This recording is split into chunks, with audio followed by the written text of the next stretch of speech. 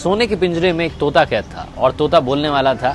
राजा जी के यहाँ पर यह प्रथा थी कि महीने में 2 बार कथा होती थी और कथा सुनाने के लिए जब भी पंडित जी आते, जब भी वो अध्याय खत्म करते तो हर अध्याय के आखिरी में कहते हरि मिले तो बंधन छूटे। और जैसे ही पंडित जी ये कहते तोता कहता पंडित झूठा है।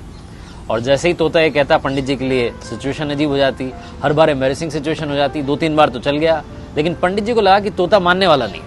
पंडित जी अपने गुरु के पास गए और गुरु जी को बताया कि वहां पर जब राजा के यहाँ पर कथा सुनाता हूं और कहता हूं कि हरि मिले तो बंधन छूटे, तो तोता कहता है कि पंडित झूठा है।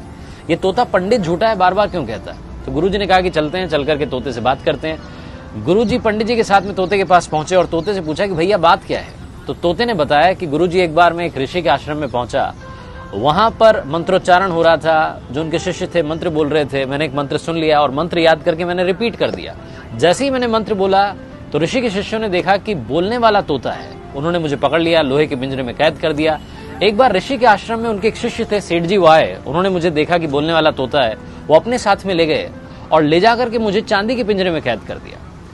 एक बार राजा जी के यहाँ पर दावत थी तो सेठ जी ने सोचा कि क्या गिफ्ट दिया जाए। फिर उन्हें मेरी याद आई, उन्हें लगा कि इससे महंगा कोई गिफ्ट नहीं हो सकता। वो मुझे लेकर के गए और राजा को भेंट कर दिया। रानी को मैं बड़ा पसंद आया और मुझे सोने के पिंजरे में कैद करवा दिया। कुल मिलाकर के रहा मैं पिंजरे में ही, मेरा पिंजरा नहीं छूटा।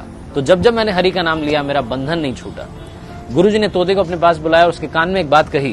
गुरुजी पंडित जी को लेकर के वहां से चले गए। अगली सवेरे जब सुबह हुई तो राजा के सेवकों ने देखा कि पिंजरे में तोता मरा हुआ था, उल्टा पड़ा हुआ था।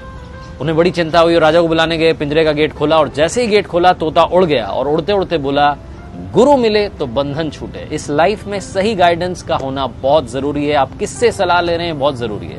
अगर आप गलत आदमी से सलाह लेते रहेंगे तो आप गलत दिशा में बढ़ते जाएंगे और आपका कुछ नहीं हो पाएगा।